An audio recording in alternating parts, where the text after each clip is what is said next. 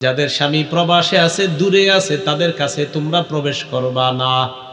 দেখছেন, ফাইন্না শাইতানা ইয়াজরি মিন আহাদিকুম মাজরাদ দাম, শয়তান তোমাদের রক্ত চলাচল করে যেই রগ দিয়ে, যেই জায়গা দিয়ে, ওই রক্ত চলাচলের জায়গা দিয়ে শয়তান চলতে পারে। সাহাবারা বললেন, ওমিনকা ইয়া রাসূলুল্লাহ, হুজুর আপনার রক্ত চলাচল যেই জায়গা দিয়ে করে ওই জায়গায় শয়তান চলতে পারেনি। নবীজিরে জিজ্ঞাসা, নবীজি বললেন, ওমিন্নি, আমার রক্ত চলাচল করে যেই জায়গায় ওই জায়গায় শয়তান চলতে পারে। ওয়ালাকিন্নাল্লাহ আ'আনানি ফাআসলাম, আল্লাহ আমাকে শয়তানের মোকাবেলায় সাহায্য করে আমি নবী নিরাপদ থেকে যাই। তাহলে স্বামী যাদের দূরে আছে এই নারীদের কাছে গমন না করা পুরুষরা, কারণ ওই পুরুষের মাঝে শয়তান ধোঁকা দিবে যে তার স্বামী নাই, তার স্বামী নাই, শয়তান তার মাঝে কোনো কুমন্ত্রণা দিতে পারে। এটা 8 নাম্বার। 9 নাম্বার কারণ, মেয়েদের আটো সাটো ছোট খাটো পোশাক পরা। কি পরা? কতগুলা বাংলা? আটো সাটো ছোট খাটো পোশাক পরা মেয়েরা। এখন বলেন, একটা মেয়ে সম্মানের বস্তু, আবার বলছি শ্রদ্ধা রেখে, কোনো মেয়ে এমন একটা পোশাক পরে বের হয়েছে, কারণ আল্লাহ তাআলা তো তাদেরকে বানিয়েছেন মাশাআল্লাহ, আলাদা একটা সৌন্দর্যতা দিয়ে তাদেরকে বানিয়েছেন। এখন তারা যদি এমন পোশাক পরে যেই পোশাকে অন্য কারো সামনে তার যাওয়াটা হারাম, এখন বলেন কোনো পুরুষের নজর যখন তার উপরে পড়বে, যেই নজরটাও হারাম আবার যেই পোশাকটাও তার জন্য হারাম, পুরুষের মাঝে কি শয়তান কোনো কুমন্ত্রণা দেওয়ার সম্ভাবনা আছে না নাই? আছে। খুব ভালো করে বুঝেন। এখন এই জাতীয় পোশাকের কোনো নারীকে সরাসরি দেখুক আর নাটক সিনেমায় দেখুক, সরাসরি দেখুক আর নাটক সিনেমায় দেখুক, তখন একটা পুরুষ চিন্তা করবে, না না আমার বিবির তো বেশি ভালো লাগে না, এটাই তো বেশি ভালো লাগে। ইবলিস তখন তাকে ধোঁকা দিবে। এই জন্য রাসূল সাল্লাল্লাহু আলাইহি ওয়াসাল্লাম কি বলে দেখেন, ক্বালা রাসূলুল্লাহ সাল্লাল্লাহু আলাইহি ওয়াসাল্লাম, নবীজি বলেন, সিনফানে মিন আহলিন নার, 2 শ্রেণীর জাহান্নামী, লাম আরাহুমা, যাদেরকে আমি দেখি নাই। 1 নাম্বার, কওমুন মাহুম সিয়াতুন কাজনাবিল বাকার, এমন একদল মানুষ যাদের সাথে গরুর লেজের মতো চাবুক থাকবে, লাঠি থাকবে, ইয়াদ্রিবুনা বিহান নাস, যে লাঠি দিয়ে, যে চাবুক দিয়ে মানুষের উপর জুলুম করবে, নির্যাতন করবে, এই হলো একদল জাহান্নামী। 2 নাম্বার, অনিসাউন কাসিয়াত আরিয়াত মুমিলাত মাইলাত, 2 নাম্বার এমন নারী যারা পোশাক পরার পরেও উলঙ্গ, পোশাক পরার পরেও উলঙ্গ। এটা খারাপ শোনা যায় অনুবাদটা, আচ্ছা একটু সুন্দর অনুবাদ করি, যারা পোশাক পরার পরেও অর্ধালুঙ্গ। হ্যাঁ, অর্ধালুঙ্গ। ওলামায়ে কেরাম একটু তাকিদ করে নিন যে আমার এই অনুবাদটা ঠিক আছে কিনা। প্রথমে তো আরিয়াত মানে উলঙ্গ, কেমন জানি শোনা যায়। আচ্ছা আমরা অর্ধ উলঙ্গ বলি, কারণ পোশাক তো একটু থাকে। তো রাসূলুল্লাহ সাল্লাল্লাহু আলাইহি সাল্লাম বললেন, এরা এমন পোশাক পরবে যে পোশাক অর্ধালঙ্গ, মানে পোশাক পরে কিন্তু উলঙ্গের মতো। এটা আবার কেমন পোশাক নবী বলেন, নবীজি বলছে আমি দেখি নাই, তবে এমন নারী আসবে।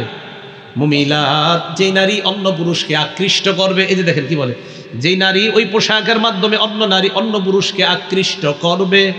মাইলাত, নিজে অন্য কোনো পুরুষের দিকে আকৃষ্ট হবে, অন্য পুরুষকে আকৃষ্ট করবে, নিজে অন্য পুরুষের দিকে আকৃষ্ট হবে। রুউসুহুন্না কাসনিমাতিল বুখতিল মাইলা, পার্লারে গিয়ে এমন খোপা বাইদা আসবে যে খোপা ওটের হেলে পড়া কুজের মতো একদিক দিয়ে পড়ে থাকবে। নবীজি বলেন, লা ইয়াদখুলনাল জান্নাহ, এরা জান্নাতে যাবে না। ওয়ালা ইয়াদনা, ওই বিউটি পার্লার কিন্তু আবার হাদিসে নাই। এটা আমি কেন বললাম, তো এই যুগে তো ওখান থেকে এইগুলো করে বের হয়, সেজন্য বললাম। না আপনারা আবার কইবেন হুজুরি কইছে এটা পার্লারের কথা কইছে নবীজি, মানে টেনশন আছে তো আপনাদেরকে নিয়ে, আবার ঝামেলা আছে। নবীজি বললেন, এমন খোপা, যেই খোপা ওটের হেলে পড়া কুজের মতো একদিকে পড়ে থাকবে। লা ইয়াদখুলনাল জান্নাহ, যারা জান্নাতে যাবে না। ওয়ালা ইয়াজিদনা রিহাহা, এরা জান্নাতের ঘ্রাণও পাবে না। এখন আপনাদের কাছে আমি জানতে চাই, নবীজি বললেন এই শ্রেণীর নারী যারা, তাদেরকে আমি দেখি নাই, তবে ভবিষ্যতে তারা আসবে। টেগুরিয়ার মানুষরাও আমরা অপেক্ষা আছি, ভবিষ্যতে ওই নারীরা আসবে। তার মানে ওই কারণও পাওয়া গেছে। তাহলে নবী দেখে নাই, কিন্তু নবীজি বলছে এমন একটা কারণ আসবে, তাহলে এই কারণটা পাওয়া গেছে না পাওয়া যাবে? এটা হলো 9 নাম্বার। 10 নাম্বার, জোর করে মেয়েরে বিয়ে দিয়ে দিয়েছেন, জোর করে বিয়ে দিয়ে দিয়েছেন। এখন এই মেয়ে সেখানে যাওয়ার পর 1-2 বছর পর মোবাইলে অন্য জায়গায় কথা বলা শুরু করছে। জোর করে বিয়ে দিয়েছেন, মেয়ের মতও নেন নাই। কথা হলো হুজুর মেয়ের মত নিতে হবে, হ্যাঁ নিতেই তো হবেই, মেয়ের মত, বালেগা মেয়ের অবশ্যই মতামত নিতে হবে। আপনি মতামত না নিয়ে বিয়ে দিয়ে দিয়েছেন, ঠিক না? এরকম একটা ঘটনা আমার নবীর যুগেও ঘটছে, চিন্তা করছেন? মত না নিয়ে বাবা জোর করে মেয়ের বিয়ে দিয়ে দিছে, এই ঘটনা নবীর যুগেও ঘটছে। বাসায় আসছে, আয়সা বিবিরে কয় আগামী শুক্রবার 2টার দিকে বরপক্ষ আসবে, তোমার মেয়ের রেডি করে রাখো বিয়া। কির বিয়া? হ্যাঁ বিয়া, আমি ঠিক সব ঠিকঠাক করে আসছি, রেডি রাখো। আরে মেয়েরে জিজ্ঞাসা করেন, মেয়েরে কি জিজ্ঞাসা করেন? আমি পাইলা বড় করছি না? মুসনাদে আহমদের হাদিস শোনেন, 6 নম্বর খণ্ড 316 নম্বর পৃষ্ঠা। এক মেয়ে আসছে আম্মাজান আয়েশা সিদ্দিকার কাছে। আসার পর কয় আম্মাজান আয়েশা সিদ্দিকা রাদিয়াল্লাহু তাআলা আনহাকে বলে, আম্মাজান ইন্না আবি যাওয়াজানি মিন ইবনি আখিহি, আমার আব্বা আমারে জোর কইরা, আমার আব্বা আমাকে জোর করে আমার চাচাতো ভাইয়ের সাথে বিয়ে দিয়ে দিছে। দেখছেননি? ওয়া আনা কারিহা, এই বিয়েতে আমার মত নাই। আম্মাজান কই কি কও? হ্যাঁ, আমার আব্বা আমার জোর করে বিয়ে দিয়ে দিছে, আমার মত ছিল না। তাহলে এই ঘটনা নবীর যুগে ঘটে গেছে। আম্মাজান আয়েশা সিদ্দিকা বলেন, ইজলিসি হাত্তা ইয়াতিয়া রাসূলুল্লাহ, অপেক্ষা করো আল্লাহ রাসূল আসা পর্যন্ত। নবীজি আসলেন, আসার পর আল্লাহ নবীকে জানানো হয়, ইয়া রাসূলুল্লাহ, এই মেয়েটাকে তার বাবা জোর করে তার চাচাতো ভাইয়ের সাথে বিয়ে দিয়ে দিছে। নবীজি কয় তোমার বাবারে ডাকো। মেয়ের বাবারে ডাকছে, ডাকার পর আল্লাহ নবী বললেন, এই বিয়ে কি তুমি থাকবা নাকি তোমার বিয়েটা আমি ভেঙে দিব?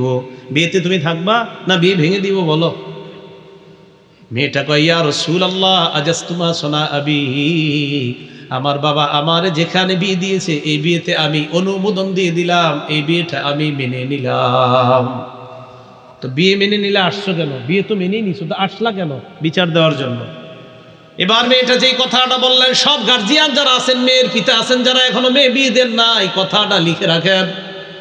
মেয়েটা বললেন, ইয়া রাসূলুল্লাহ, কিয়ামত পর্যন্ত একটা আইন করে দেন, বিয়ের ক্ষেত্রে একটা মেয়ে যে অভিমত দেওয়ার অধিকার রাখে, এই অধিকার যেন প্রতিষ্ঠিত হয়ে যায়।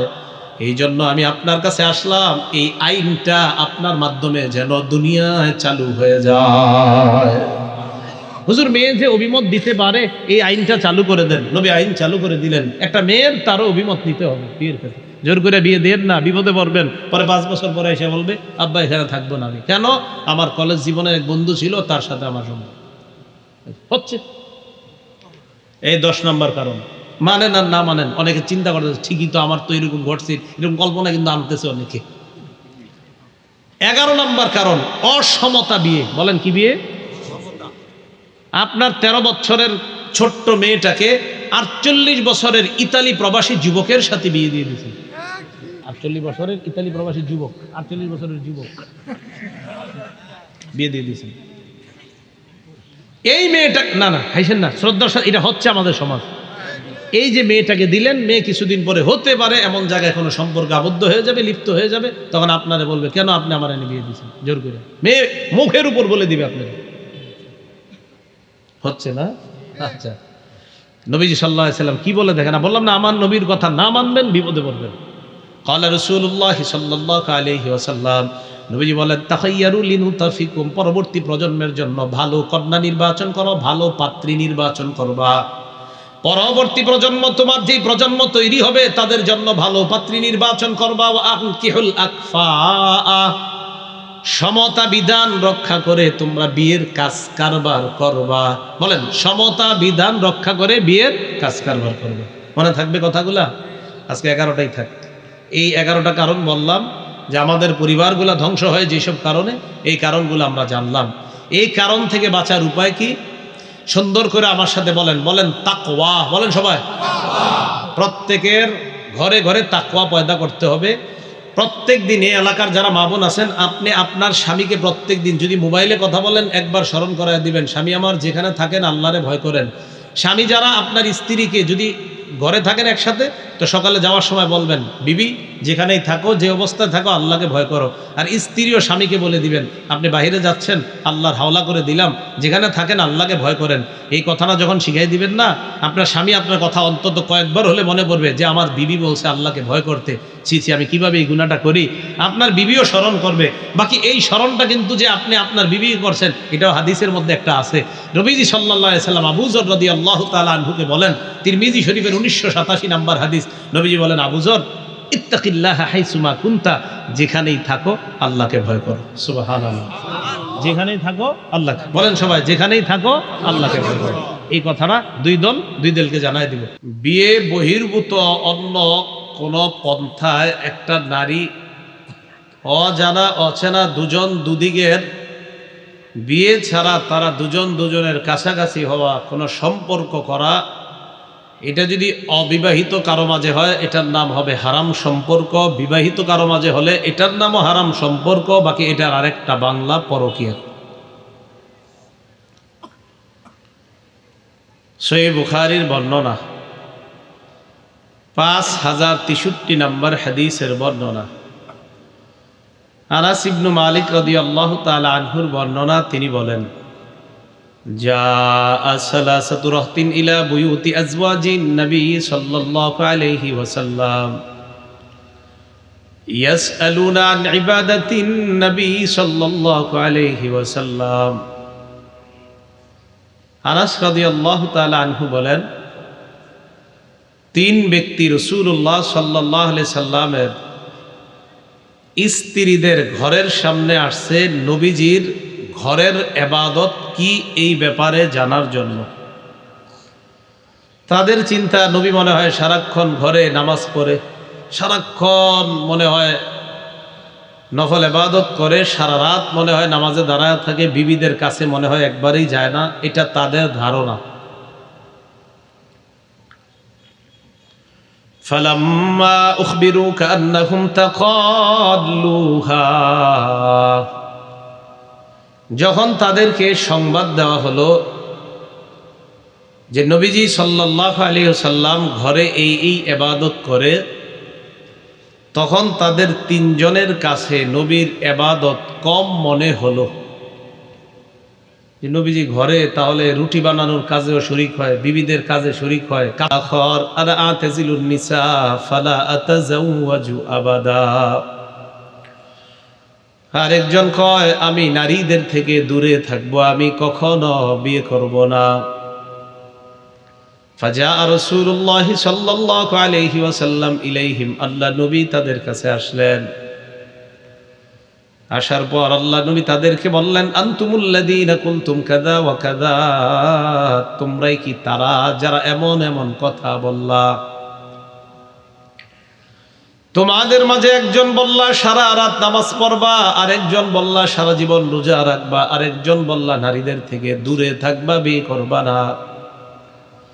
শোনো তোমরা, আমা ওয়াল্লাহি ইন্নী লা আখশাকুম লিল্লাহ, এই দুনিয়ার মধ্যে যত মানুষ আছে সবার মাঝে আমি সবচাইতে বেশি আল্লাহকে ভয় পাই। সারা পৃথিবীর যত মানুষ তাদের মাঝে আমি আল্লাহকে সবচাইতে বেশি ভয় পাই, আমি সবচেয়ে বড় মুত্তাকি। সবচাইতে বেশি আল্লাহকে ভয় পাওয়ার পরেও উসল্লি, আমি রাতে নামাজ পড়ি, ওয়া আরকুদু, আবার আমি ঘুমাই। আমি আল্লাহকে সবচাইতে বেশি ভয় পাই, এই আমি রাতে নামাজ পড়ি, আবার শরীরের হক আদায় করি, আমি ঘুমাই। সবচাইতে বেশি আল্লাহকে ভয় পাই, আসুমু ওয়া আফতিরু, আমি রোজা রাখি, আবার রোজা ছেড়ে দেই। আমি আল্লাহকে সবচাইতে বেশি ভয় পাই, আনা আতাজাওয়াজুন নিসা, আমি নারীদেরকে বিয়ে করি। তাহলে আমি আল্লাহকে সবচাইতে বেশি ভয় পাই, এই আমি নামাজ পড়ি আবার ঘুমাই। আমি আল্লাহকে সবচাইতে বেশি ভয় পাই, আমি রোজা রাখি আবার কখনো রাখি না। আমি আল্লাহকে সবচাইতে বেশি ভয় পাই, আমি নারীদেরকে বিয়ে করি। ফামান রাগিবা আন সুন্নতি ফালাইসা মিন্নি, আমার সুন্নতকে যে অবজ্ঞা করে সে আমার অন্তর্ভুক্ত নয়, নাউজুবিল্লাহ। এই হাদিসের মাধ্যমে বোঝা যায় রাসূলুল্লাহ সাল্লাল্লাহু আলাইহি সাল্লাম নারীদের সাথে যে পবিত্র একটা সম্পর্ক নবীজির হয়েছে, মানে আমাদের আম্মাজান যারা হয়েছেন, বলেন তো নবীজির সাথে যে সম্পর্কটা স্থাপন হয়েছে একটা বিধানের মাধ্যমে, বিধানটার নাম কি? বিয়ে। বলেন কি? ইসলাম আমাদেরকে শিক্ষা দেয় যে একজন নবীর সাথে আরেকজন নারীর সম্পর্ক আল্লাহ স্থাপন করেছেন একটা বিধান দিয়ে, বিধানটার নাম বিয়ে। সহিহ বুখারীর 5078 নাম্বার হাদিসের বর্ণনা। عن عائشة الصديقة رضي الله تعالى عنها قالت قال رسول الله صلى الله عليه وسلم আম্মা জান আয়েশা সিদ্দিকা রাদিয়াল্লাহু তাআলা আনহার বর্ণনা, আল্লাহ নবী বলেন, আয়েশা ইন্নী উরিতুকু ফিল মানাম মাররাতাইন, তোমাকে বিয়ে করার আগে স্বপ্ন যোগে আমাকে দুবার দেখানো হয়েছে। তোমাকে বিয়ে করার আগে আমি স্বপ্নে দুবার দেখছি। স্বপ্নে আমি দেখলাম ফাইদা রাজুলুন ইয়াহমিলুকি ফি সারাকাতি হারির, এক ব্যক্তি তোমাকে রেশমের কাপড়ের মধ্যে জড়িয়ে কোথায় যেন নিয়ে যায়। ফায়াকুলু হাদিহি ইমরাআতুক, ওই ব্যক্তি আমাকে দেখে বলে হাদিহি ইমরাআতুক, এই রেশমের কাপড়ের মধ্যে যে আছে এটাই আপনার বিবি। আমাকে যখন বললেন এটাই আপনার বিবি, নবীজি বলেন ফাকশিফুহা, রেশমের কাপড় আমি সরাইলাম, সরিয়ে দেখলাম ফাইদা হিয়া আনতি আয়েশা, রেশমের কাপড়ের মধ্যে তোমাকে দেখা যায়। ফাকুলু ইয়াকুন হাদা মিনাল্লাহ ইউমজি, আমি মনে মনে বললাম এই স্বপ্ন যদি আল্লাহর পক্ষ থেকে হয়, অচিরেই আল্লাহ এই স্বপ্নের বাস্তবায়ন ঘটায়া দিবেন। এর মানে আল্লাহর পক্ষ থেকে যদি এই স্বপ্ন হয়, আল্লাহ অচিরেই তোমাকে আমার বিবি বানাবেন। বলেন আম্মা জান আয়েশা সিদ্দিকা রাদিয়াল্লাহু তাআলা আনহার সাথে আল্লাহর নবীর স্বামী স্ত্রীর একটা সম্পর্ক হয়েছে, পবিত্র সম্পর্ক, যে বিধানের মাধ্যমে এই বিধানটার নাম কি? এটা ইসলাম শিক্ষা দেয়। নারী পুরুষ এমনকি নবীর সাথে একজন নারীর পবিত্র সম্পর্ক স্থাপন হবে কিসের মাধ্যমে? তিরমিজি শরীফের 1080 নাম্বার হাদিসের বর্ণনা।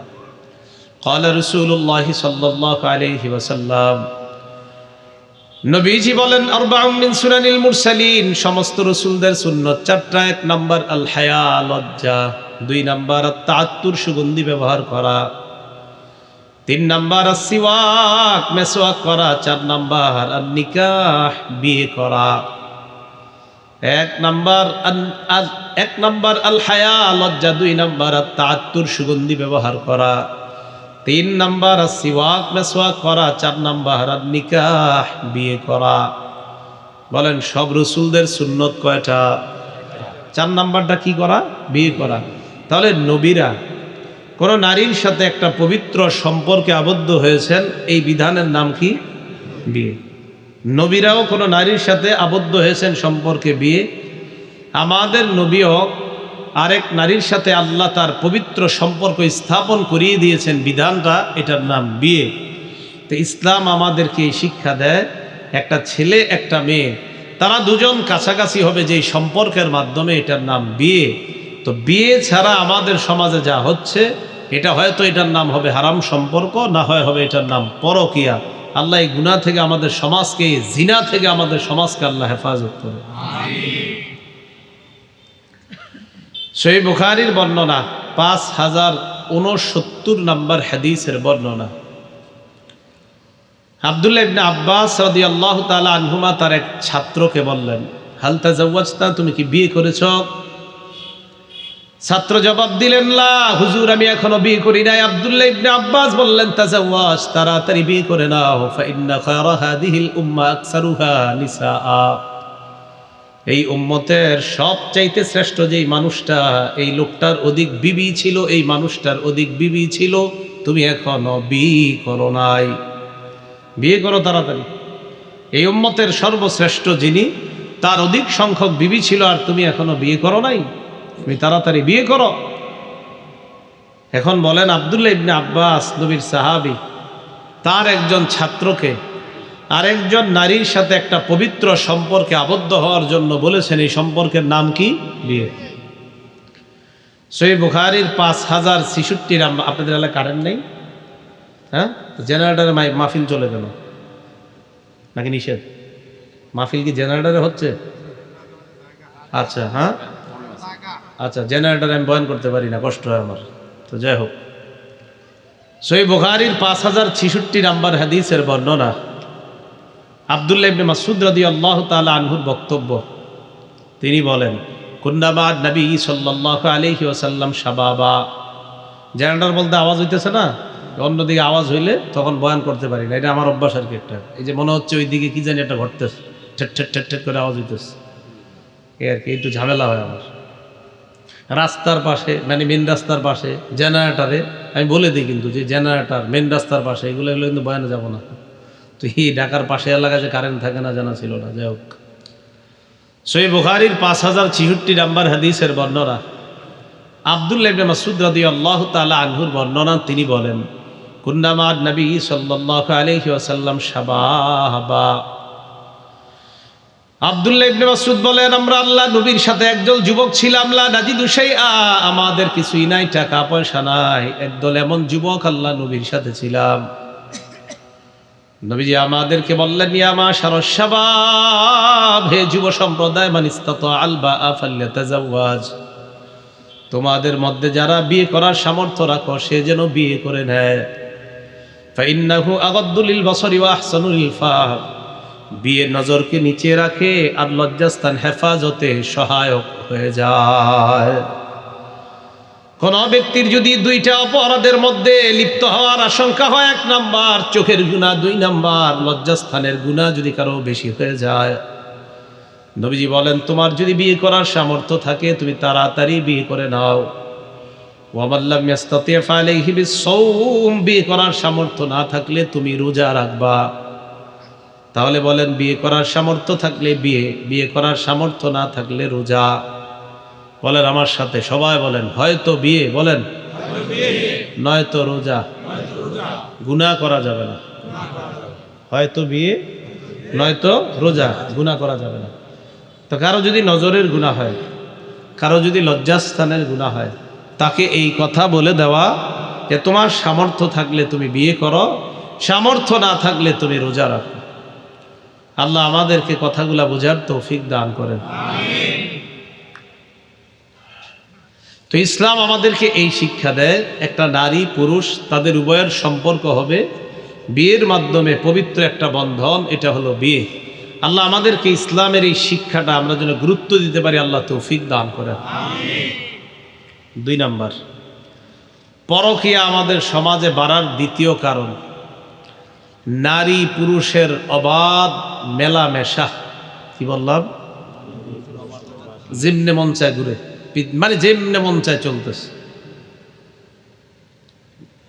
নিজের বিবিরে যেখানে মন চায় সেখানে পাঠিয়ে দিচ্ছে, স্বামী যেখানে মন চায় সেখানে যাচ্ছে।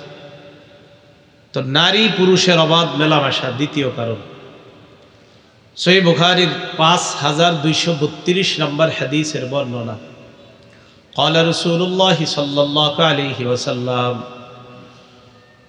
নবীজি বলেন, ইয়্যাকুম আদ-দুখুল আলা নিসা, নারীদের থেকে তোমরা গমন করা থেকে বাঁচো, নারীদের কাছে গমন করা থেকে তোমরা বাঁচো, নারীদের সাথে মেলামেশা করা থেকে তোমরা বাঁচো, যে কোনো জায়গায় নারীদের কাছে তোমরা প্রবেশ করা থেকে বাঁচো। فقال رجل من الانصار, এক আনসারী সাহাবী বললেন, আফারাআইতাল হামওয়া ইয়া রাসূলুল্লাহ, হুজুর দেবরের ব্যাপারে আপনি কি বলবেন? আল্লাহ নবী বলেন, আল হামু আল মাউত, দেবর হলো মৃত্যু। বলেন সবাই, দেবর, আরো জোরে, দেবর মৃত্যু। তাহলে ভাবির জন্য দেবর কি? মৃত্যু। ভাবির জন্য দেবর মৃত্যু। দেবর কাকে বলে? স্বামীর 25 বছরের ছোট ভাইকে, কিন্তু বয়স 25, ছোট ভাই 24 22, স্ত্রীকে পাঠায় দেয়, যাও তোমার দেবরের সাথে যাও, ফার্মেসিতে যাও, ডাক্তারের কাছে যাও। আরে না, আমি আর সাথে যাবো না, আপনার সাথে যাবো। আরে তোমার ছোট ভাই তো, যাও, ছোট ভাইয়ের বয়স 24। রাসূল সাল্লাল্লাহু আলাইহি সাল্লাম নিষেধ করেছেন, বলছেন দেবর মৃত্যু, দেবর মৃত্যু, দেবর মৃত্যু। স্বামী, আপনি দেবরের সাথে আপনার স্ত্রীকে মেলামেশা করতে দিচ্ছেন, আপনি মরণের কাছে আপনার বিবিকে ছেড়ে দিচ্ছেন। আমার নবী বলছে, আপনি ঠিক বললেও ঠিক, যেহেতু নবী বলছে আপনারা ঠিক বললেও ঠিক, না বললেও ঠিক। রাসূল সাল্লাল্লাহু আলাইহি সাল্লাম বলছেন। কোন কোন জায়গায় ঠিকের আওয়াজ আসতে হয় আর জোরে হয় এটা ভালো করে জানি। এই জায়গায় ঠিকের আওয়াজ এতক্ষণ তো খুব সুবহানাল্লাহ জোরে পেয়েছেন, হঠাৎ ঠিক আসতে হইলো কেন? কারণ এই রোগে রোগাক্রান্ত পুরা সমাজ। তাহলে 2 নাম্বার, নারী পুরুষের অবাধ মেলামেশা এটা একটা সুখী পরিবার ধ্বংস হওয়ার দ্বিতীয় কারণ। এবার একটা বাংলা বলি বলার পর একটা হাদিস শোনাই। ফার্মেসিতে অনেক সময় বিবিদেরকে একা পাঠায় দেন, ফার্মেসিতে ডাক্তারের কাছে, হসপিটালে একা পাঠায় দেন। আপনার বিবি চেম্বারে যায়, হসপিটালে যাওয়ার পর ডাক্তারের রুমে ঢুকে, ডাক্তারের দরজা বন্ধ থাকে, পাশে একজন অ্যাসিস্ট্যান্ট বা কেউ দাঁড়ায় থাকে, তিনি রুগীদেরকে ডাক দেয়, অমুক আসেন। সেখানে আপনাকে যদি বলা হয় যে আপনি এলাও না, স্বামী, আপনি স্বামী, আপনারা যদি বলে এলাও না, আপনি বলবেন ডাক্তার সাহেবকে, আমার বিবির সাথে যদি আমি এলাও না হই তো এলাওটা হবে কে বলেন? আমাদের সাথে সাথে বলবেন আপনি এলাও, ওই ডাক্তার সাহেবরে বলবেন আপনি এলাও, আমার বিবির সাথে আমি এলাও হব না তো এলাওটা হবে কে? হুজুর এই কথা কেন বললেন? কারণ আমার নবী একটা হাদিস বলছে তাই বললাম। নবীজি সাল্লাল্লাহু আলাইহি সাল্লামের প্রত্যেকটা কথা গবেষণা করলে দেখবেন দুনিয়ার সব বিজ্ঞানীর চেয়ে শ্রেষ্ঠ বিজ্ঞানী আমার রাসূল। একদম নবীজির কথা কেমনে মিলে দেখেন। সহিহ বুখারীর 5233 নম্বর হাদিস, ক্বালা রাসূলুল্লাহ সাল্লাল্লাহু আলাইহি ওয়াসাল্লাম, নবীজি বলেন, লা ইয়াখলুওয়ান্না রাজুলুন বিইমরাআ ইল্লা মা জি মাহরামিন, কোন নারী কোন পুরুষ একান্তে মিলিত হবে না, কোন পুরুষ কোন নারীর সাথে একান্তে কথা বলবে না মাহরাম ছাড়া। কোন নারীর মাহরাম ছাড়া ওই নারীর সাথে অন্য কোন পুরুষ একান্তে কোন রুমে কথা বলবে, নবী বলেন না, না এটা বলবে না। বলেন তো আপনারা, কোন নারী আর পুরুষ যখন একসাথে কথা বলে তাদের মাঝে শয়তান ধোঁকা দেওয়ার সম্ভাবনা আছে না নাই? তাহলে রাসূল সাল্লাল্লাহু আলাইহি সাল্লাম বললেন, নারী পুরুষের অবাধ মেলামেশা এটা পরকীয়ার দ্বিতীয় কারণ। পরকীয়া নামক অপরাধের 3 নাম্বার কারণ। 3 নাম্বার কারণটা সম্ভবত এইদিকে নাই, বাকি বাংলাদেশে আছে। সেটা হলো পর্দাহীনতা। হীনতা এদিকেও আছে? আচ্ছা, পর্দাহীনতার কারণে কি হয়? বেপর্দায় যখন একটা নারী, একটা মেয়ে রাস্তায় বের হয়, তাকে দেখলে বিবাহিত হোক আর অবিবাহিত কোনো পুরুষ, তার মাঝে শয়তান ধোঁকা দেওয়ার সম্ভাবনা আছে না নাই? এই জন্য রাসূল সাল্লাল্লাহু আলাইহি সাল্লাম কি বলে দেখেন, তিরমিজি শরীফের 1173 নম্বর হাদিসের বর্ণনা, ক্বালা রাসূলুল্লাহ সাল্লাল্লাহু আলাইহি ওয়াসাল্লাম, নবীজি সাল্লাল্লাহু আলাইহি ওয়াসাল্লাম বলেন, আল মারআতু আওরা, নারী হলো আবৃত বস্তু, নারী ঢেকে রাখার জিনিস। বলেন সবাই, নারী ঢেকে রাখার জিনিস। বলেন নারী আবৃত বস্তু, নারী ঢেকে রাখার জিনিস। ফাইদা খরাজাত, নবীজি বলেন এই নারী যখন বের হয়, ইস্তাশরাফাহা শাইতান, এই নারীটাকে শয়তান অন্য পুরুষের চোখে মোহনীয় রূপে উপস্থাপন করে দেয়।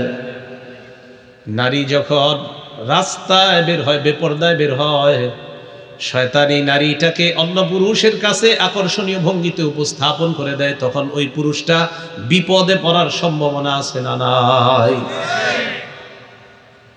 তাহলে নারী আবৃত বস্তু, নারী ঢেকে রাখার জিনিস। এই নারী যখন রাস্তায় বের হয়, তখন শয়তান এই নারীকে অন্য পুরুষের চোখে আকর্ষণীয় রূপে উপস্থাপন করে দেয়, তখন এই পুরুষটা বিপদে পড়ার সম্ভাবনা হয়ে যায়। 5, 6, 7 সন্তানের জনক হঠাৎ বিপদে পড়ে যায়। হলো 3 নাম্বার। 4 নাম্বার কারণ, দৃষ্টির অপব্যবহার। বলেন, দৃষ্টি দিয়া দেখবেন মাকে, বোনকে, বিবিকে, কন্যাকে, এদেরকে না দেখে আপনি দেখেন অন্য কাউরে। সেটা মোবাইলেও হতে পারে, সরাসরি হতে পারে। কি বললাম বলেন তো? সেটা সরাসরি। হ্যাঁ, মোবাইলে আপনারা সারাদিন মাশাআল্লাহ কোনো গুনাহ করেন না, রাত্রে যখন শোন ইবলিস এসে কয় একটু, সামান্য, আর একটু, কিচ্ছু হবে না, একটু। তখন আপনি মোবাইল নামক ভয়ঙ্কর এই জিনিসের মধ্যে এমন এমন কিছু জিনিস দেখেন, তখন আপনার বিবির প্রতি আপনার অনীহা সৃষ্টি হতে পারে, আপনি অন্য কোথাও আসক্ত হয়ে যেতে পারেন, বিবির ভালো না লাগা শুরু হয়ে যেতে পারে। আমি বলছি না হবে, বাকি হওয়ার সম্ভাবনা আছে। এই জন্য রসুল সাল্লাল্লাহু আলাইহি সাল্লাম কি বলে দেখেন, আবু দাউদ শরীফের 4173 নম্বর হাদিসের বর্ণনা। ক্বালা রাসূলুল্লাহ সাল্লাল্লাহু আলাইহি ওয়াসাল্লাম, নবীজি বলেন, কুল্লু আইনিন জানিয়া, সব চোখ জিনা করে। ওয়াল মারআতু ইযা ইসতাতারাত ফামাররাত বিল মাজলিসি ফাহিয়া কাযা ওয়া কাযা, ইয়ানি জানিয়া। নবীজি বলেন সব চোখ জিনা করে। কোন নারী যখন রাস্তায় সুগন্ধি মেখে বের হয়, পুরুষের সামনে দিয়ে যখন যায়, ওই পুরুষের নাকের মধ্যে নারীর শরীরের সুগন্ধি যাওয়ার সম্ভাবনা আছে না নাই? নবীজি বলেন কোন নারী যখন সুগন্ধি মেখে রাস্তায় বের হয়, আর তার সুগন্ধি যখন অন্য পুরুষকে নাকের সামনে স্প্রে করে যায়, নবী বলেন এই নারীটা এমন এমন, অর্থাৎ এই নারী ব্যভিচারিণী, জিনাকারিণী নারী, নাউজুবিল্লাহ। কোন নারী সুগন্ধি ব্যবহার করে যখন রাস্তায় বের হয়, অন্য পুরুষের সামনে দিয়ে যখন যায়, রসুল এই নারীকে ব্যভিচারিণী নারী বলছেন। মা বোনরা, আপনি সুগন্ধি আপনার স্বামীর জন্য ব্যবহার করবেন, আপনি সুগন্ধি অন্য পুরুষের জন্য ব্যবহার করবেন না। তাহলে 4 নাম্বার, চোখের অপব্যবহার। চোখ যেখানে রাখবেন সেখানে না রাখলে বিপদ। এই জন্য চোখ কোথায় রাখবেন নবীজি বলে দিয়েছেন। আমি বললাম না, আমাদের নবীজির কথা গবেষণা করলে ওনার প্রত্যেক কথায় খালি আপনি কিসের বিজ্ঞানী, সব দুনিয়ার বিজ্ঞানীদেরকে বলবেন আপনারা এই আজাইরা মাজাইরা গবেষণা না করে নবীর কথা নিয়ে গবেষণা করেন, দিন দিন আপনাদের বিজ্ঞানের অবস্থা আরো ভালো হবে। আর নবীরটা নিয়ে গবেষণা না করলে মানুষ আপনাদেরকে ঘৃণা করা শুরু করবে। কারণ এমন এমন কথা সাপ্লাই দিবে, প্রসব করবে। কি করবে? প্রসব। বলেন কি করবে? প্রসব। এমন এমন কথা সমাজে ছাড়বে, তখন মানুষ এদেরকে ঘৃণা করবে, গালি দেওয়া শুরু করবে। রাসূলুল্লাহ সাল্লাল্লাহু আলাইহি সাল্লাম বলে দিলেন রাস্তার হক 5টা। বলেন রাস্তার হক কয়টা? সহিহ বুখারীর 2465 নম্বর হাদিসের বর্ণনা। ক্বালা রাসূলুল্লাহ সাল্লাল্লাহু আলাইহি ওয়াসাল্লাম, নবীজি বলেন, ইয়াকুমুল জুলুস আলা তুরুকাত, তোমরা রাস্তাঘাটে আড্ডাবাজি করা থেকে বাঁচো। রাস্তাঘাটে তোমরা গোল মিটিং করা থেকে বাঁচো, রাস্তাঘাটে তোমরা আড্ডাবাজি করা থেকে বাঁচো। সাহাবারা বললেন, মা লানা বুদ্দুন ইন্নামা হিয়া মাজালিসুনা নাতাহাদ্দাসু ফিহা ইয়া রাসূলুল্লাহ। রাস্তাঘাটে আড্ডাবাজি করি না আমরা ধর্মীয় আলোচনা করার জন্য রাস্তাঘাটে বের হই। মাঝে মাঝে আমরা রাস্তাঘাটে বসি ধর্মীয় আলোচনা করার জন্য, এটাও কি করা যাবে না? নবীজি বললেন, ফাইদা আবাইতুম ইল্লাল মাজালিসা, রাস্তায় যদি বসতে হয়, ফাআতুত তরিক হাক্কা, রাস্তার হক আদায় করবা। সাহাবারা বললেন, ওয়া মা হাক্কুত তরিক ইয়া রাসূলুল্লাহ, রাস্তার হক আবার কি জিনিস? নবী বললেন, রাস্তার হক হলো 5টা। ধরে বলেন রাস্তার হক কয়টা? মোটর সাইকেল নিয়ে যারা রাস্তার মধ্যে দাঁড়িয়ে থাকবেন, 4-5 জন মোটর সাইকেলের হিরু ভাই যারা আছেন, কি ভাই রাগবেন না, সবাই হিরু না, আবার কিছু লোক হিরু সাজে, সাইজা দাঁড়ায় থাকে, সামনে দিয়ে একজন যাবে, হ্যাঁ সালাম দিয়ে শুরু করবে উত্তেজিত করা, বুঝেননি? মানে টিজ। বলেন কি করা? যেটা আপনারা বলেন ইফ টিজিং, আমি এটার ইফ টিজিং বলি না, আমি শুধু টিজিং বলি। ইফ টিজিং মানে তো পবিত্র কাউকে উত্তক্ত করা, তাকে পবিত্র কাউকে। ইফ মানে হাওয়া, আম্মাজান হাওয়া। তো যারা উত্তক্তের শিকার হয় তারা কি সব আম্মাজান হাওয়ার মতো? এই তো, এই জন্য আমি শুধু বলি টিজ। টিজ তো উত্তক্ত করা। এখন বলেন 4-5টা 7টা ছেলে যদি কলেজের ভার্সিটির সামনে, স্কুলের সামনে দাঁড়ায় একটা মেয়ে যায়, তাকে যদি উত্তক্ত করে, নবীজি কয় না না, 4-5 জন যদি গল্প করতেই হয়, রাস্তার 5 হক আদায় করে গল্প করবা। কয় হক? সাহাবারা বললেন, হুজুর 5 হক কি? আল্লাহ নবী বলেন, 1 নাম্বার গদ্দুল বাসর, নজর নিচে রাখবা। নজর কোথায়? নিচে।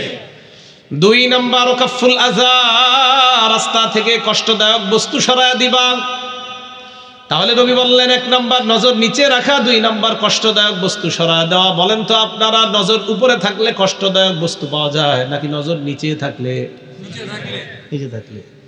তাহলে রাস্তায় দাঁড়ায়া যাদেরকে দেখলে গুনাহ তাদেরকে তালাশ করব, নাকি যা সরিয়ে দিলে গুনাহ মাফ হয় তা করব? হ্যাঁ, যেটা সরিয়ে দিলে গুনাহ মাফ হয় সেটা করব আমরা।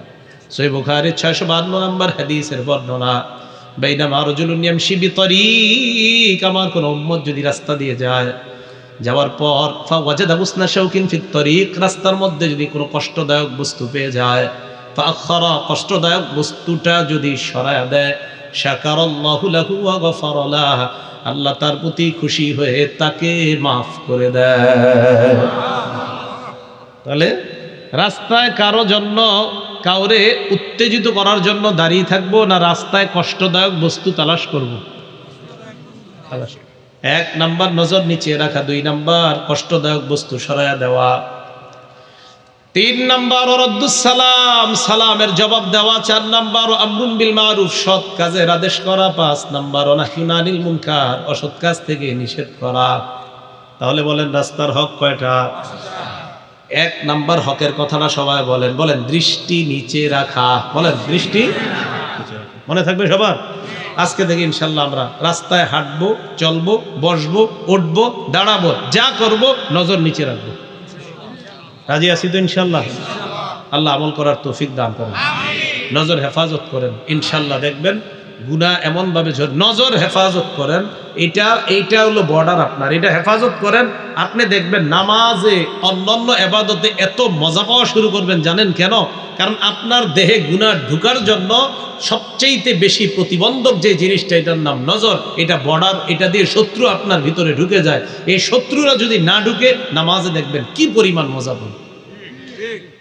নজর দিয়ে শত্রু ঢুকে, গুনাহ নামক শত্রু ঢুকে, এটা আপনার খোঁচায়, ঝামেলা করে, ইবাদতে মজা পাইতে দেয় না। আল্লাহ আমাদেরকে হেফাজত করেন।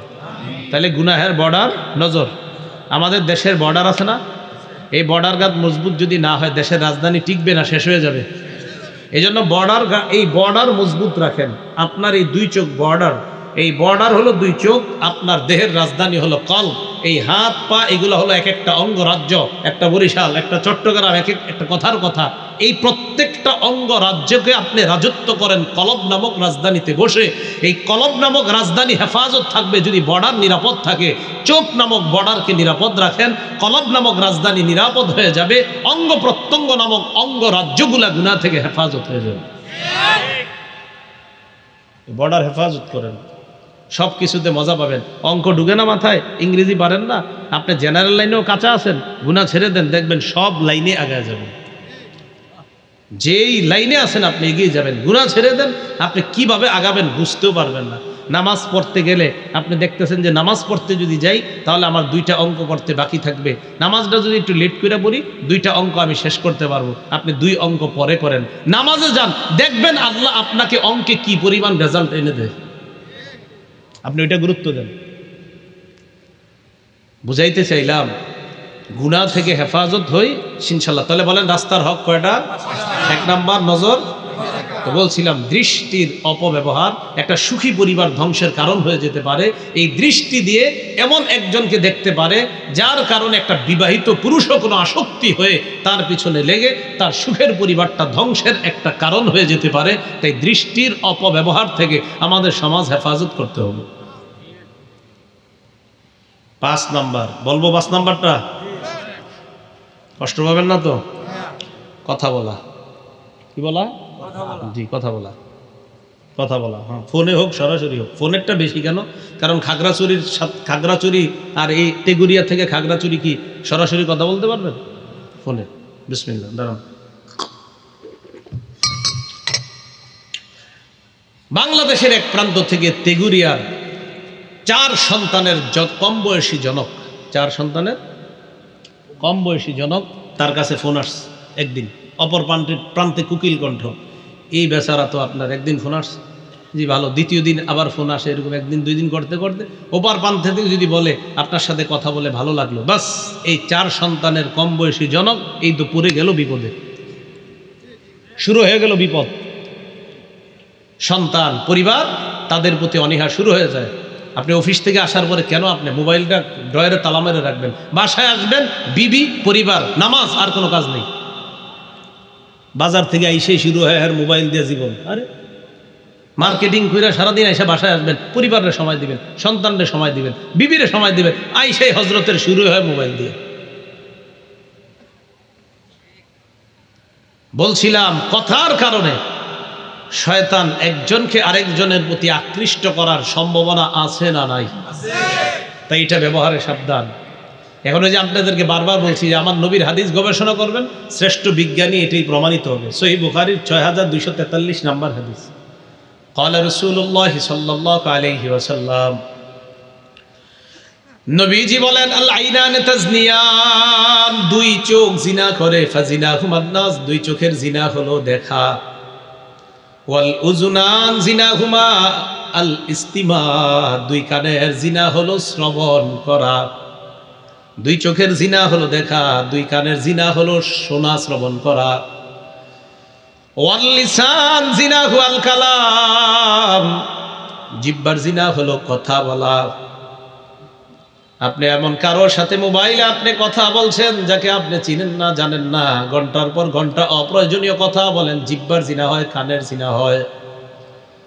ওয়াল কলবু ইয়াতাবান্না ওয়া ইয়াশতাহি, নবী বলেন অন্তর কল্পনা করে, না জানি মেয়েটা দেখতে কেমন, এটা কলবের জিনা। ওয়াল ইয়াদ জিনাহা আল বাত, হাতের জিনা স্পর্শ করা, ওয়ার জিনাহা আল খুতা, পায়ের জিনা হলো হেঁটে যাওয়া। ওয়াল ফারজু ইউসাদ্দিকু যালিকা আও ইউকাযযিবু, লজ্জাস্থান এই জিনাকে বাস্তবে রূপ দিয়ে দেয়, নাউযুবিল্লাহ। পেপারে পড়বেন কিছুদিন পর পর ঘটনা যে এইভাবে তাদের মাঝে সম্পর্ক হয়েছে, হওয়ার পর এক পর্যায়ে এই লোকটা তার সাথে অমুক জায়গায় দেখা করতে গেছে, তখন তার বিবি গিয়ে তাদেরকে ধরে ফেলছে। এরকম ঘটনা অহরহ পড়ছেন আপনারা। তাহলে শুরু হলো কথার মাধ্যমে। বলেন, কথার মাধ্যমে শয়তান দুপক্ষকে ভয়ঙ্কর বিপদের মধ্যে ফালানোর নজির ঘটনা আমাদের দেশে আছে না নাই? এটা 5 নাম্বার কারণ, একটা সুখী সংসার শেষ হয়। আমি শুধু পুরুষদেরকে আনছি কথায়, যদিও নারীরাও কিন্তু দায়ী কম না। এরকম হতে পারে কোনো নারী অন্য কারোর সাথে কথা বলছে, অন্য কারোর সাথে সম্পর্ক হয়ে যাচ্ছে, এটা হতে পারে। বাকি আমি বলছি পুরুষদেরকে বেশির ক্ষেত্রে, নারীদেরকেও বলছি, কিন্তু এটা সবাই সচেতন হওয়া, সাবধান। এগুলো 5 নাম্বার। 6 নাম্বার, তেগুরিয়া থেকে একটা মেয়ে রওনা করছে চট্টগ্রাম যাবে। রাস্তাটা কি কম না অনেক বেশি? বেশি। মেয়েটা নামাজি মাশাআল্লাহ, সব ঠিক, কিন্তু মেয়েটা একা রওনা করছে। 4-5টা যুবক বুঝতে পারছে এই মেয়েটা লম্বা পথে একা। শয়তান তাদের মাঝে কি ধোঁকা দেওয়ার সম্ভাবনা আছে না নাই? বললাম না নবীজি বিজ্ঞানী, নবীজি এই জন্য বলে দিছে নারী একা সফর করবে না। মুসলিম শরীফের বর্ণনা, 3163 নাম্বার হাদিস, ক্বালা রাসূলুল্লাহ সাল্লাল্লাহু আলাইহি ওয়াসাল্লাম, নবীজি বলেন, লা তুসাফিরুল মারআ ইল্লা মা'যি মাহরামিন, কোন নারী মাহরাম ছাড়া সফর করবে না। নবীজি বললেন নারী মাহরাম ছাড়া সফর করবে না। আমার নবীর নিষেধ হলো নারী মাহরাম ছাড়া সফর করবে না। আমার নবীর নিষেধাজ্ঞা যদি কেউ না মানে, এই না মানার মাঝে সম্ভাবনা, বিপদে পড়ার সম্ভাবনা আছে না নাই? মনে রাখবেন, আমার নবীর নিষেধ এটার মধ্যেই কল্যাণ, আমার নবীর এই নিষেধাজ্ঞা না মানার মধ্যেই অকল্যাণ। নবী নিষেধ করছে নারী একা সফর করবে না, কারণ আমার নবী বুঝছেন, আমার নবী গবেষণা করে বুঝতে পারছেন একটা মেয়ে একা সফর করা, কয়েকজন যুবক বিপদে পড়ার সম্ভাবনা আছে। তাই রাসূল বলছেন নারী একা সফর করবে না। এই 6 নাম্বার, একটা মেয়ের একা সফর আরেকটা পুরুষকে ঝামেলার মধ্যে ফেলানোর সম্ভাবনা, এটা শয়তান তৈরি করে দেওয়ার সম্ভাবনা আছে না নাই? এটা 6। দীর্ঘ পথ একসাথে যায় বলবে আপনার সাথে লম্বা পথে এসে ভালোই লাগলো, নাম্বারটা পেতে পারি, বাস শুরু হয়ে গেল।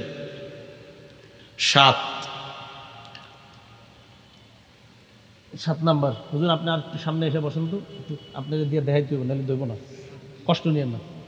আমরা 2 জন পাশাপাশি বসছি, এটা তো পার্টিশন আছে। বাসে যদি দুজন বসতাম, আমার গায়ে ওনার টাচ, স্বেচ্ছায় বা অনিচ্ছায় ওনার গায়ে টাচ সম্ভাবনা আছে না নাই? এখন উনি আমার পাশে না বসে আমার বিপরীত লিঙ্গের যদি কেউ বসে, হ্যাঁ, না ভাই হাসবেন না, কথাটা গুরুত্বের সাথে নেন।